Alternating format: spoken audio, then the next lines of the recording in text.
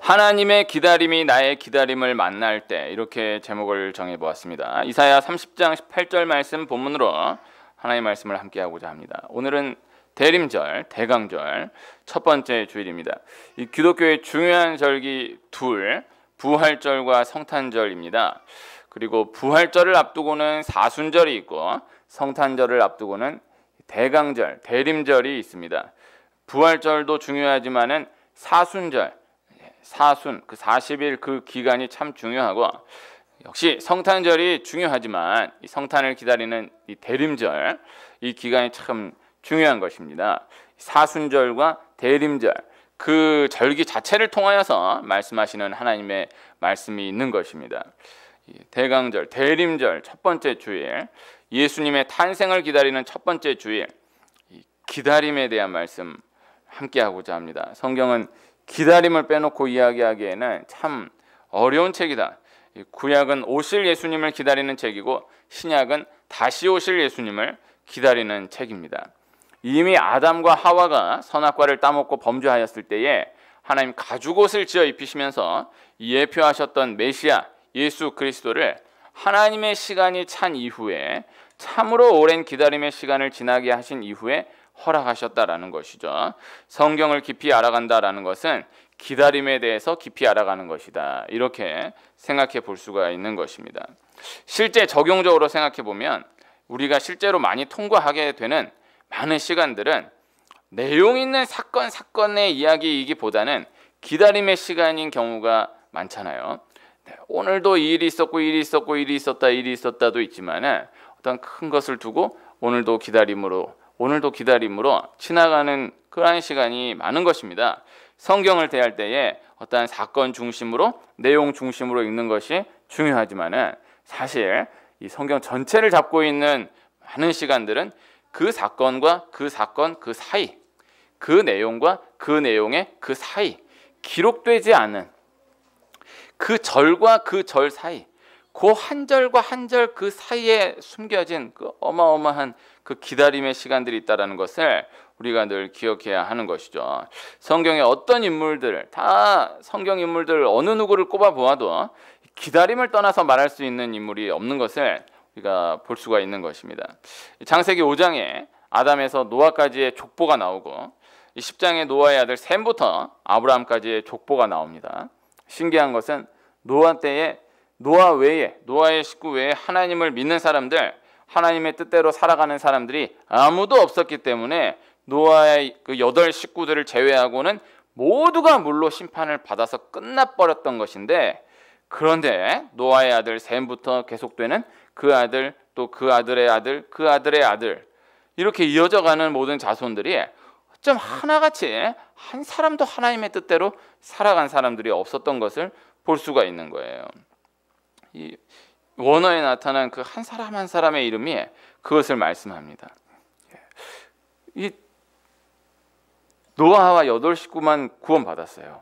그러면은 그 자손부터는 정말 하나님이 심판하시는구나, 다 죽여버리는구나, 정말 하나님 잘 믿어야 되겠구나 해서 그 아들 잘 믿고 그 아들 잘 믿고 이렇게 나갈 것 같은데, 그러지 않아요. 바로 그 다음부터도 하나님 떠나고, 또 그 아들 또 하나님 떠나고, 그 아들 하나님 떠나고, 그 아들 하나님 떠나고, 다 하나님 떠나는 거예요. 그러나 또 놀라운 것은 그러고 나서 결국에 아브라함이 태어났다는 것이죠.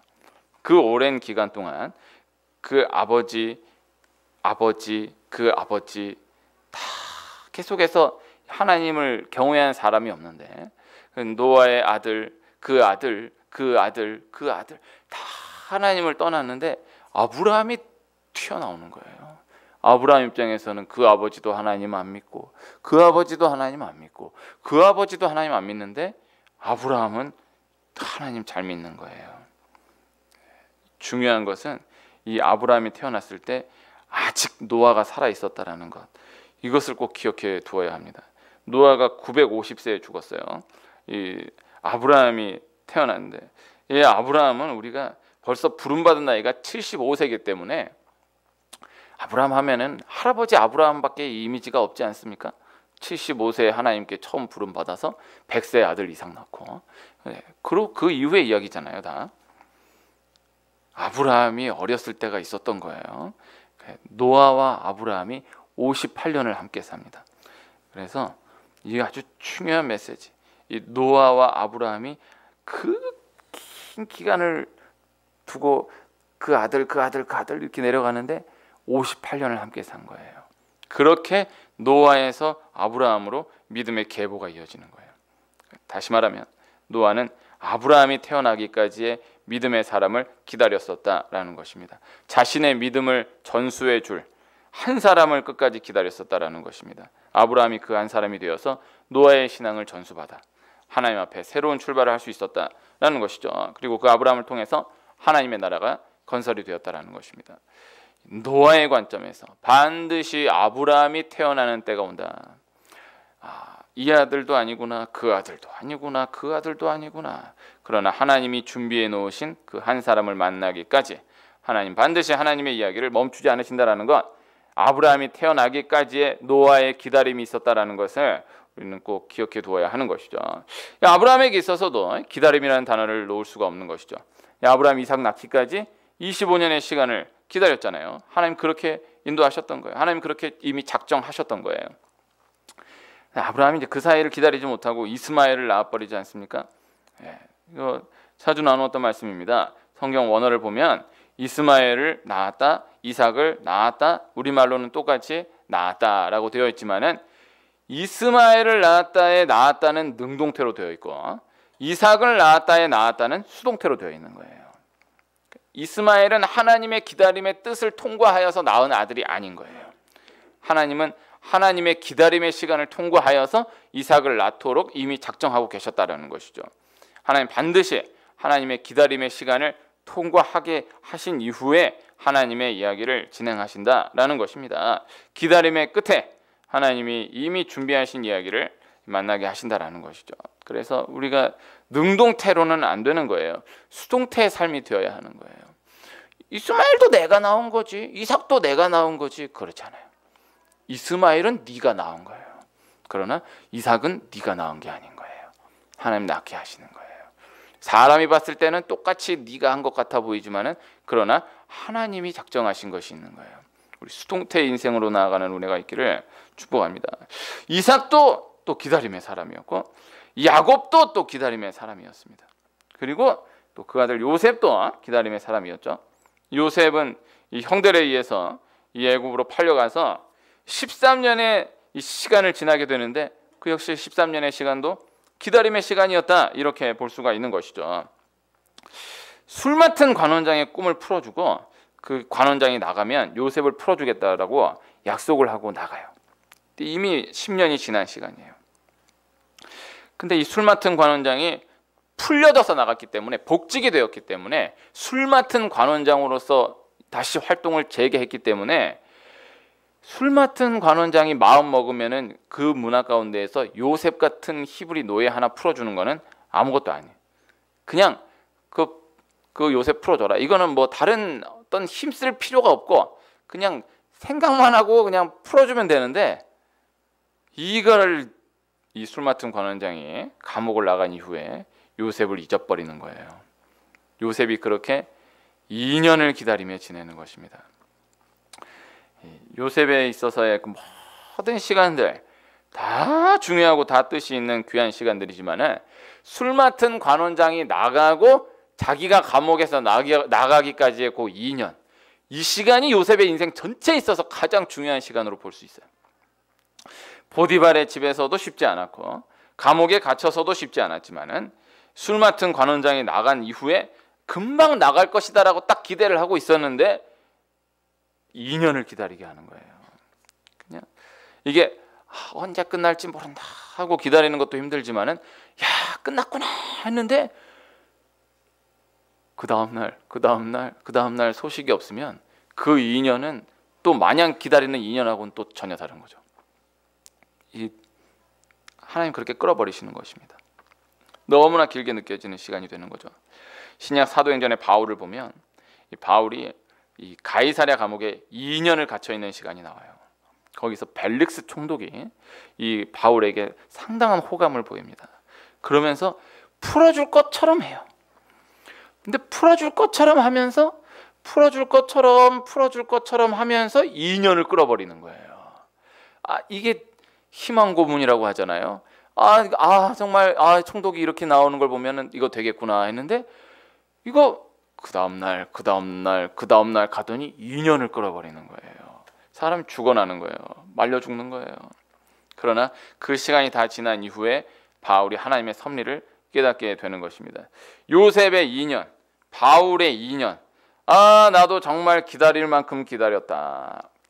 정말 더 이상은 못 기다린다라고 생각한 그때 하나님 한 번 더 기다리게 하십니다. 한 번 더 기다리는 것, 그것이 하나님의 일을 진행하시는 원리이다.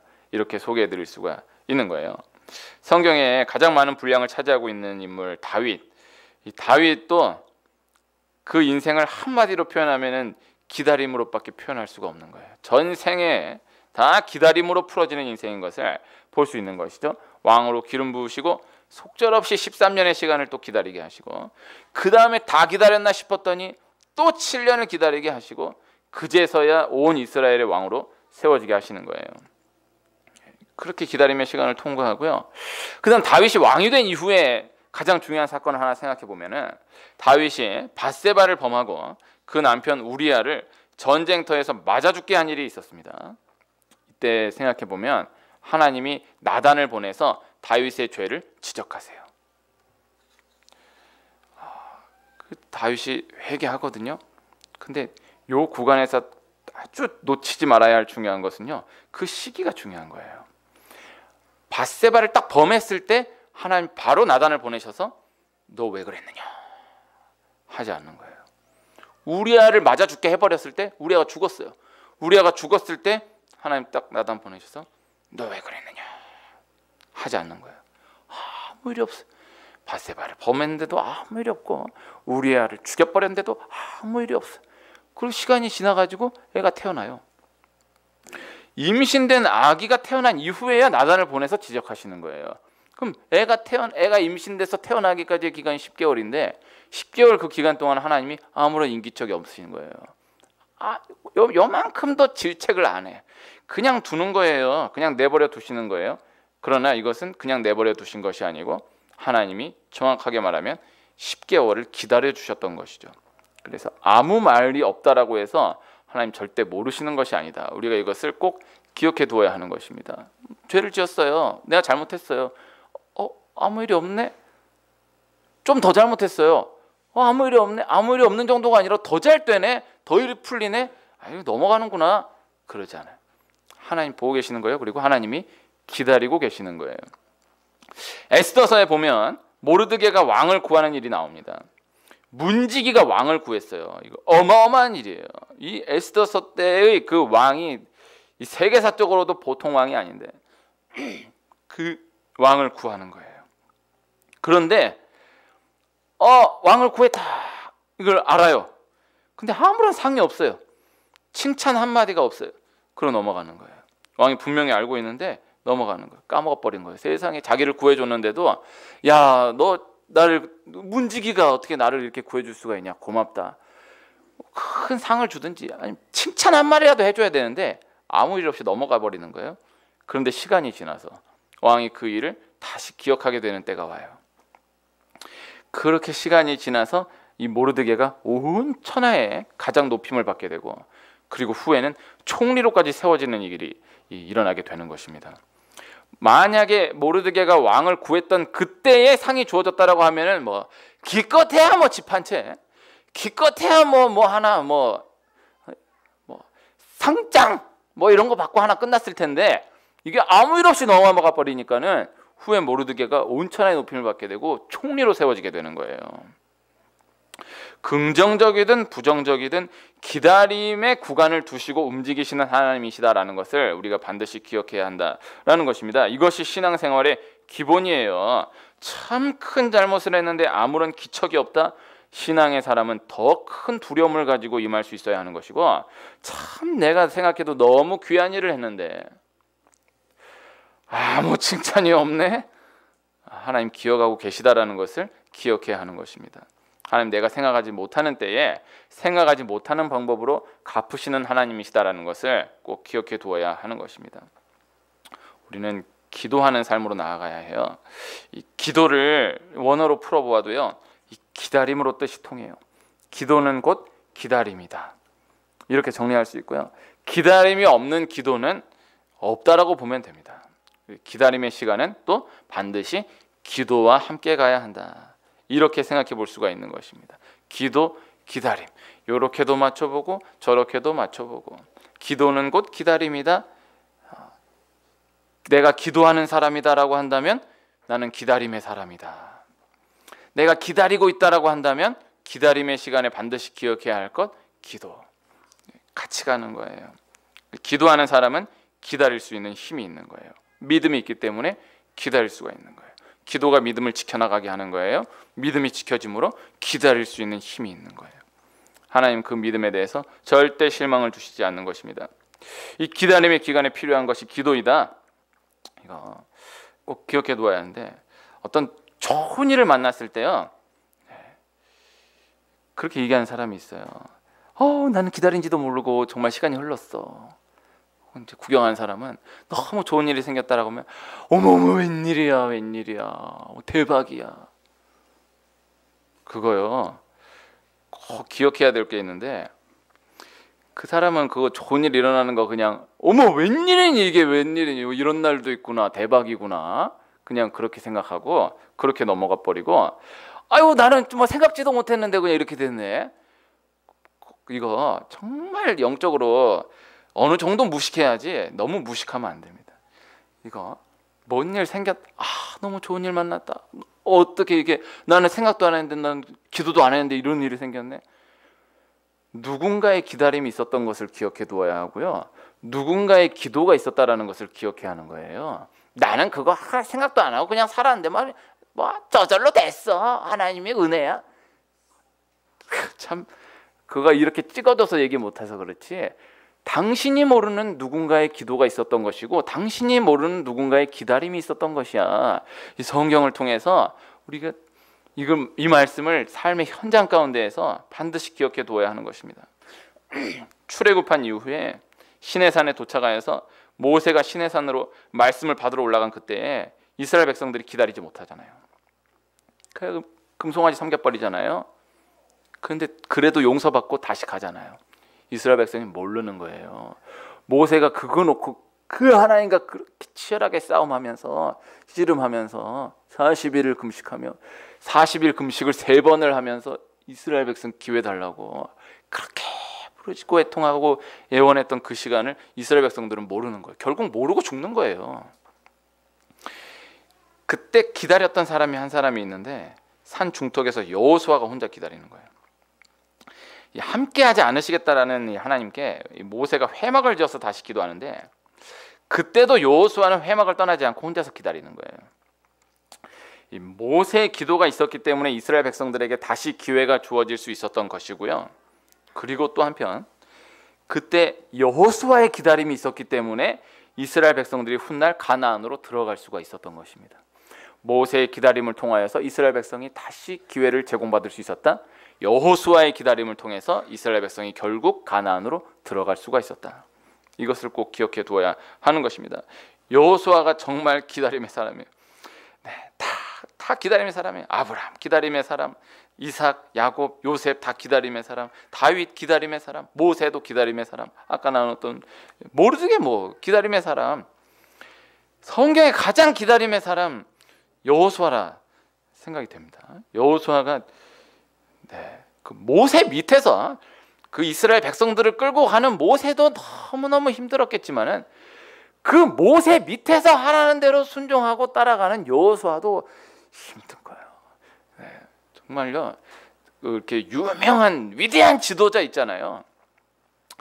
그 유명한 위대한 지도자도 너무너무 힘드시고 대단한 분이시겠지만요, 그 밑에서 일하는 그 비서급 되는 그 사람은요, 그거 어디 말도 못하고 정말 죽어나는 거예요. 그걸 알아야 됩니다. 그래도 그 기다림의 시간을 통과한 그 위대한 사람은 그 위대한 줄이라도 알잖아요. 여호수아 같은 사람은 그냥 그러다 말라 죽는 거예요. 그 여호수아가 처음 이 지휘봉을 들고 가나안 땅 정복해 들어가기 시작한 나이가 95세예요. 참 95세가 안 됐으면은 나는 언제까지 이러고 이런 말 하지 말기를 축복합니다. 그럼 여호수아 95세까지 말 한마디를 안 하는 거예요.